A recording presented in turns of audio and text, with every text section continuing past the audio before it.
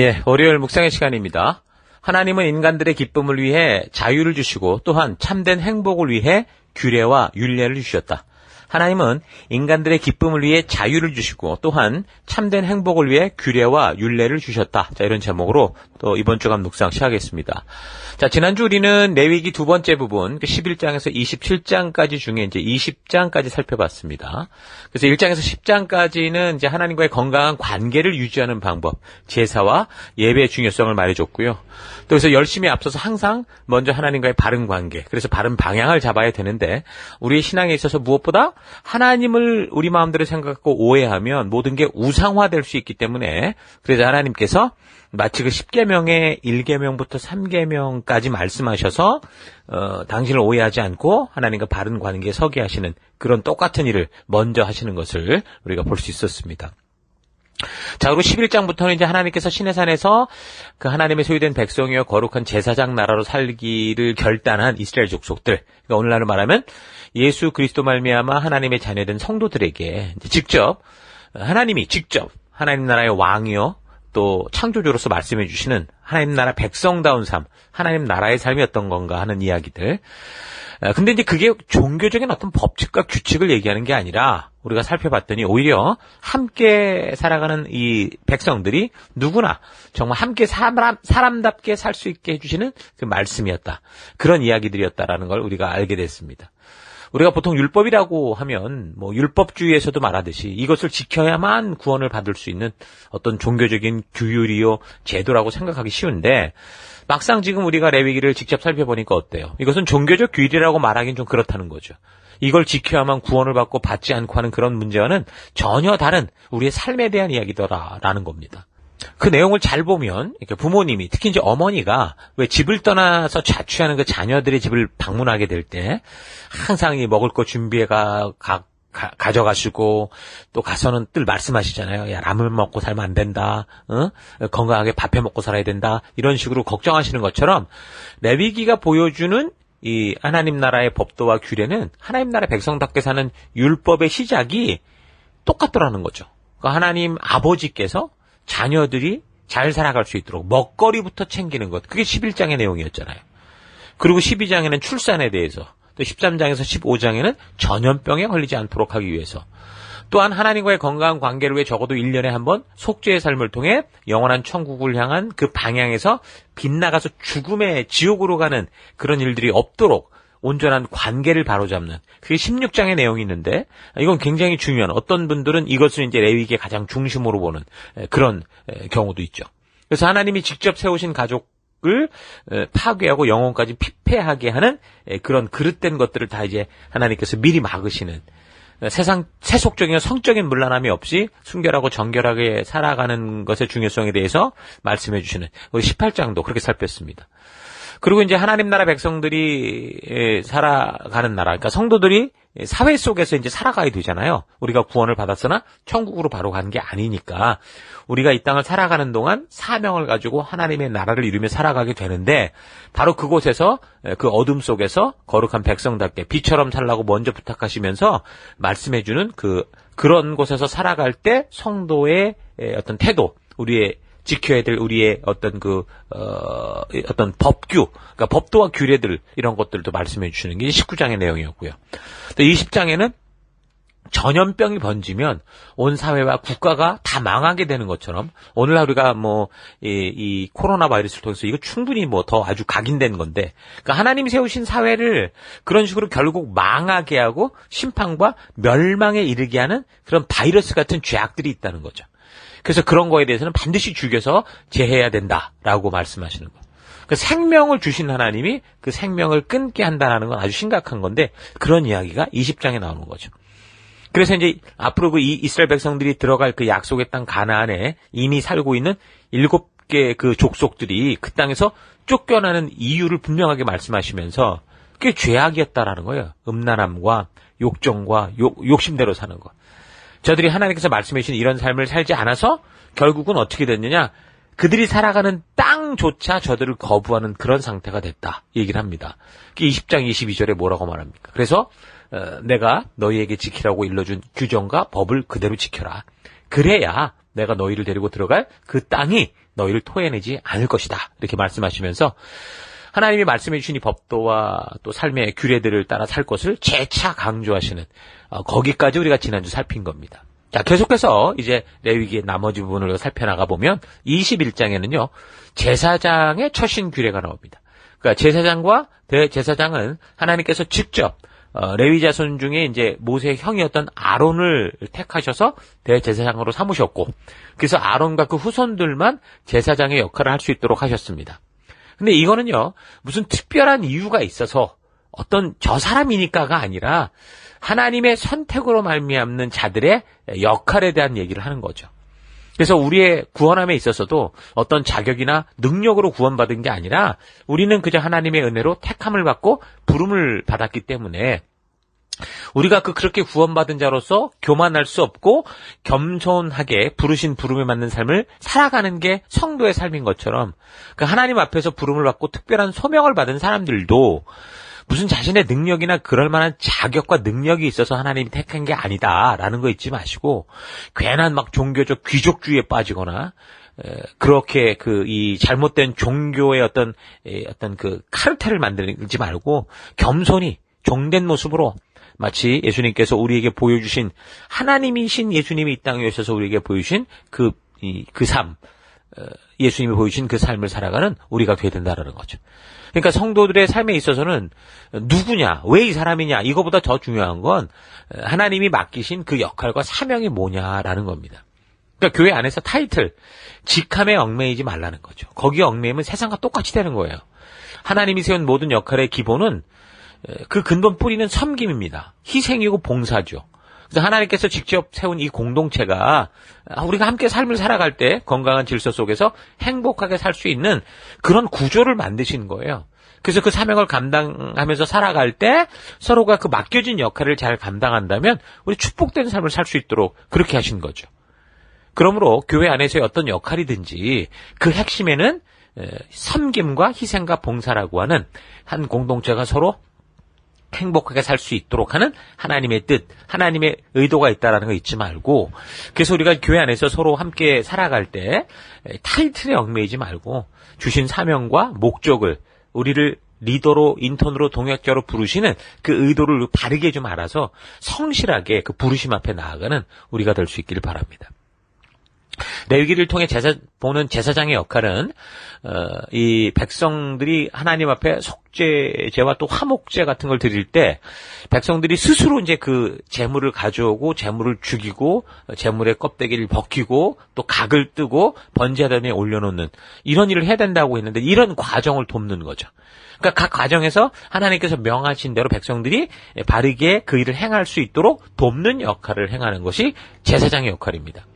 물론 성막을 관리하고 또 백성들의 삶에서 율법을 따라 진찰하는, 판별하는 일, 바르게 가르치는 일, 판결하는 일, 그리고 율법을 온전하게 그들이 이해할 수 있도록 하는 일, 그리고 백성들을 위해서 속죄 제사를 드리는 데 도움이 되는 일도 행하는데 분명한 건 뭐예요?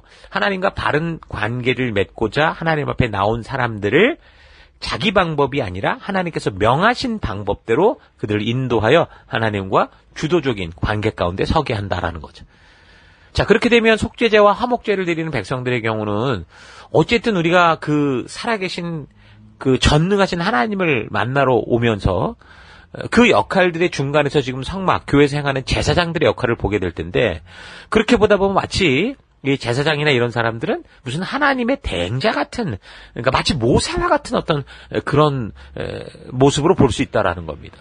그러니까 제사장 역할이 상당히 거룩하고 경건하게 보였을 수 있다는 거죠. 그래서 제사장들은 비록 그 역할은 단지 뭐예요? 사실 하나님이 명하신 것을 그대로 행하는 자들이지만 지금 다른 사람들이 그 하나님을 찾아 나올 때 보는 제사장들의 그 모습은 그 사람들의 눈에는 어때요? 하나님의 역할을 대행하는 마치 하나님과 직접 대화하던 모세와 같이 좀 차원이 다른 그런 뭔가 우리와는 다른 삶을 살고 있겠지라고 생각을 한다는 거죠.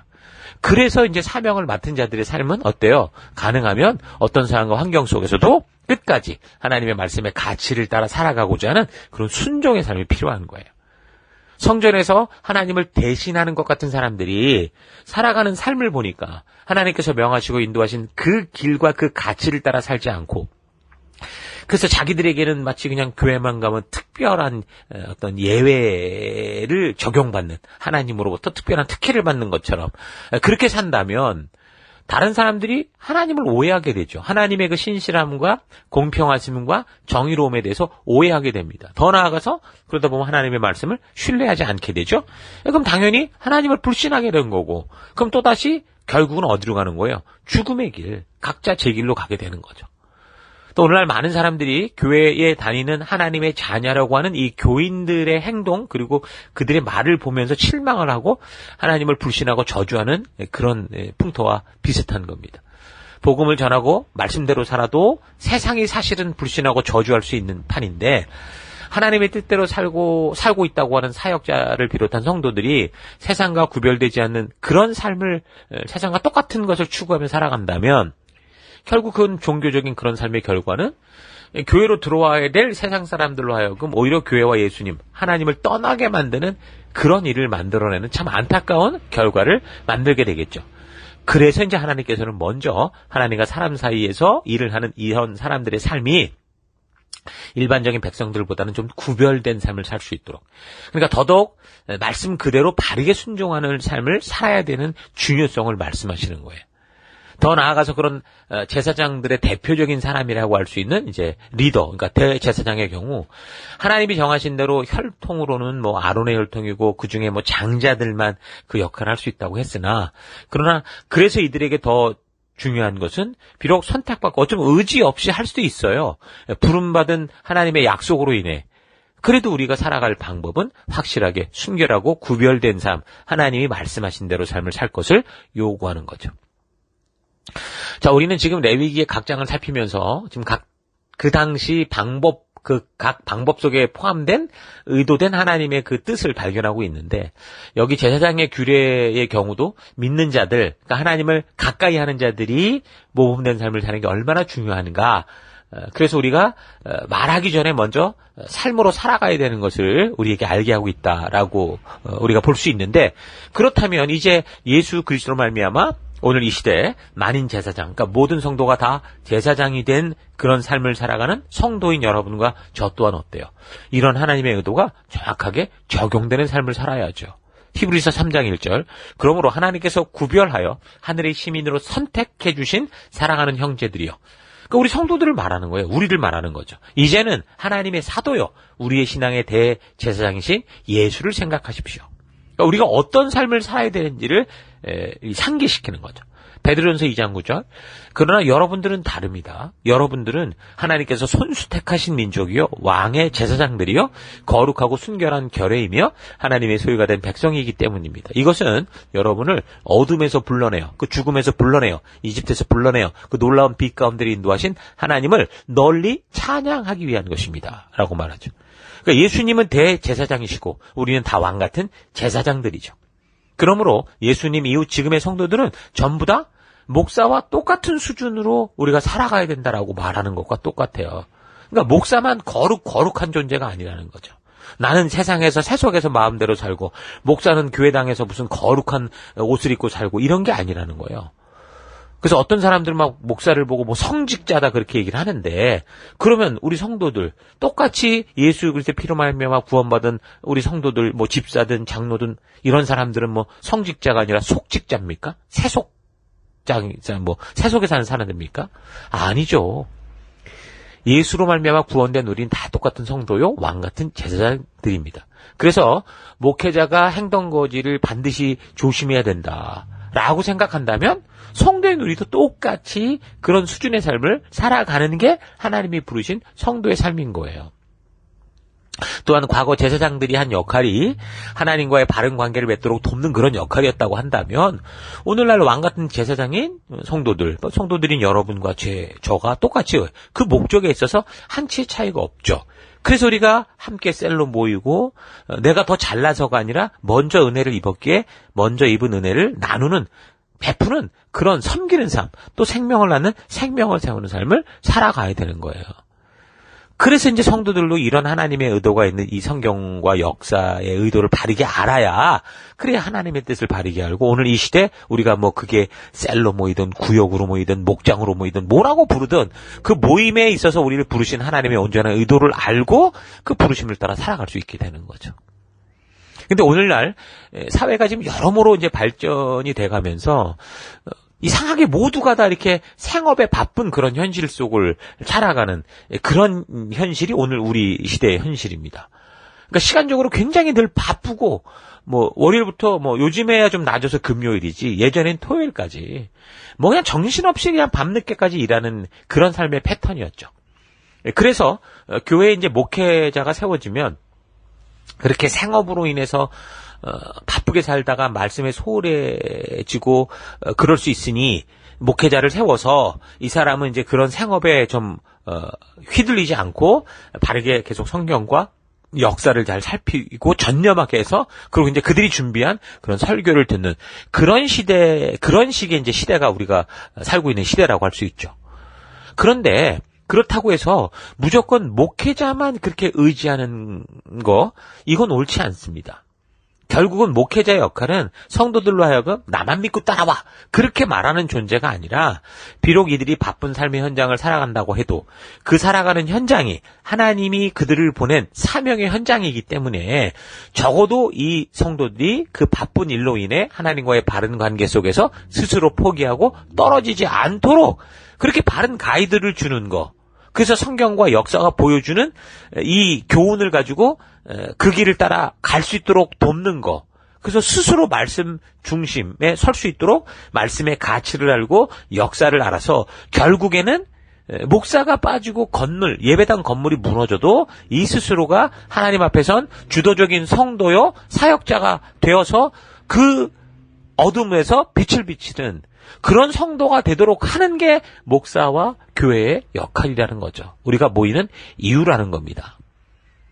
자, 이런 사실 잊지 말아야 돼요. 그래서 21장에 지금 제사장과 관련된 이 내용의 중요한 핵심은 결국 그래서 하나님의 사명을 감당하는 사람들이 먼저 거룩한 삶의 모범이 되어서 생명 낳는 생명을 세워가라는 겁니다.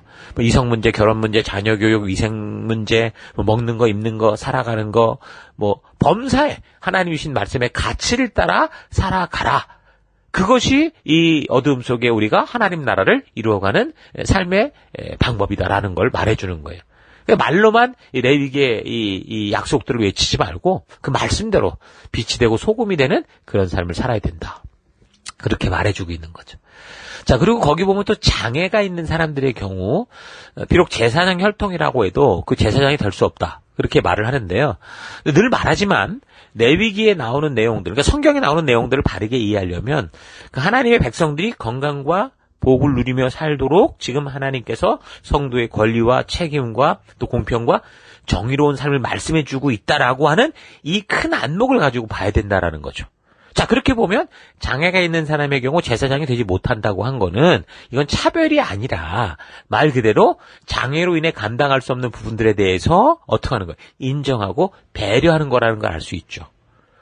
넌 장애니까 못해, 이게 아니라 우리가 가진 환경이 이럴 수밖에 없다고 한다면 내가 가진 나의 모습으로 하나님을 섬길 수 있는 방법을 찾도록 하는 겁니다. 그래서 할 수 있는 것들을 해서 함께 제사장으로 부름받은 그 부름받은 삶을 살아가며 그 가치를 이루어가는 그런 사람이 될 수 있도록 배려하는 거라고 볼 수 있어요. 여러분, 군대에 갈 때도 보면 장애 있는 사람들은 가지 않는 게 이건 차별이 아니에요. 배려인 것과 똑같은 거죠. 그래서 하나님은 특별히 하나님의 뜻을 지키고 그래서 행하는 자들, 제사장들, 오늘날로 말하면 모든 성도들, 목사들, 리더들에게 하나님의 말씀 그대로 살아갈 것을 명하시는 이 의도를 우리 잊지 말고 이 시대를 살아가면서 세상의 사람들이 우리가 우리가 성도로서 살아가는 우리의 삶을 보기만 해도 저게 하나님이 말씀하시는 삶이구나. 그러니까 성경을 보는 것 같이 그런 말씀 그대로의 가치와 하나님의 의도를 따라 살아가는 여러분과 제가 될 수 있길 바랍니다. 자, 오늘 하루 나는 정말 왕같은 제사장이요 거룩한 나라요 하나님의 그 소유된 백성이다라는 이 존재를 확실히 알고, 그래서 정말 세상 사람들이 나를 볼 때 성경을 그대로 보는 것과 같은 그런 삶을 살아왔는지, 아니면 나로 인해 하나님의 영광을 가리고 심지어 하나님을 저주하고 모독하는 일까지 벌어지지 않았는가 되돌아볼 수 있으면 좋겠습니다. 성도로서의 삶, 하나님 나라의 백성으로서의 삶은 여기 레위기를 통해 볼 때 그저 아무런 규모도 없고 자기가 생각하는 대로 살아가면서 지극정성의 제사와 헌물을 드리면 그저 용서받고 오냐오냐 하며 살아가는 게 아니라, 비록 자유의지를 가지고 살아가지만 스스로 하나님의 창조의 섭리와 규례와 법도와 율례와 계명을 삶의 기준을 삼고 따라 살아가는 것이다라는 걸 알 수 있는 거죠. 하나님께서 당신이 창조하신 백성들에게 이런 규례 법도를 주시는 거는 왜예요? 종교의 어떤 족쇄를 매려는 게 아니라 참된 자유를 주시기 위한 거다라는 거 잊지 말아야 됩니다. 하나님의 진실한 마음에 대해 전도서 기자가 아주 잘 표현하죠. 전도서 11장 7절. 이 세상에서 살아있다는 것은 행복하고 즐거운 일이다. 하루하루를 기쁘게 살아라. 앞으로 살 날이 많다 하여도 슬픈 날이 기쁜 날보다 더 많다는 것을 잊지 말아라. 미래에 닥칠 일들은 모두 허망한 것이다. 젊은이여, 너의 젊음을 즐겨라. 젊은 시절을 즐거운 마음으로 보내라. 네가 가고 싶은 데는 어디든지 가고 네가 보고 싶은 것은 무엇이든지 보아라. 다만 모든 행동에 대해서 하나님께서 심판하신다는 것을 잊지 마라. 그러니까 하나님의 뜻은 정말 우리가 이 땅에 창조되었을 때 하나님께서 창조하신 세계 곳곳을 누리고 즐기고 행복하게 살아가는 겁니다. 그러나 9절 마지막에 말하듯이 그런 자유가 있다고 해서 하나님과 하나님의 뜻이 없는 것처럼 욕심과 욕정대로 살아서는 안 된다라는 거죠. 그래서 11장 9절 다만 모든 행동에서 하나님께서 심판하시는 것을 잊지 말아라 라고 말하는 거예요. 이거는요 협박이 아니에요. 참으로 지혜롭게 피조된 존재임을 알고 하나님이 창조하신 그의 뜻 안에서 참으로 자유하며 행복해라. 규모 있는 삶을 살아라라고 말씀하는 거죠. 그래서 진정으로 이런 하나님의 뜻을 아는 사람들은 하나님께서 주신 이 신의 언약과 레위기의 말씀을 꿀송이보다 더 달고 오묘한 말씀이다 고백을 하는 거예요. 하나님이 직접 그래서 그 백성들에게 주신 이 말씀이 여러분의 삶에서 꿀이 되고 또 달고 오묘한 그런 물 줘서 참된 자유와 평화와 행복을 누리는 그 하루하루 살아가는 여러분 되기를 주의 이름으로 축원합니다. 오늘 하루도 힘내십시오. 잠시 기도하겠습니다. 하나님께서는 인간들의 참된 행복을 위해 자유를 주셨고 또한 참된 행복을 위해 규례와 율례를 주셨는데 이런 하나님의 진심을 알지 못하고 그저 내가 원하는 대로 살아야 행복인 것처럼 욕심스럽게 살아왔던 나의 삶을 회개합니다. 이 땅에서 하나님의 백성답게 하나님의 말씀을 따라 살아가는 것이 인간의 삶을 제한하고 통제하고 조종하는 게 아니라 참된 자유와 행복을 위한 삶이다라는 거 잊지 않고 오직 주의 말씀을 따라 그 기쁨으로 살아가는 내가 되기 원합니다. 내가 살아가는 삶을 보기만 해도 나의 삶을 보는 사람들이 마치 성경을 보는 것과 똑같은 진정으로 하나님의 말씀의 가치가 내 삶의 모든 것을 통해 드러나고 향기나는 그런 삶 살기 원합니다. 하나님 오늘 우리에게 주신 하나님의 이 약속들은 우리를 옥죄이는 것이 아니라 참된 자유를 주는 온전한 자유를 주는 그런 축복임을 잊지 않고 오늘 하루도 그런 자유를 누리는 거룩한 삶 살기를 원합니다. 예수님 이름으로 기도했습니다. 아멘.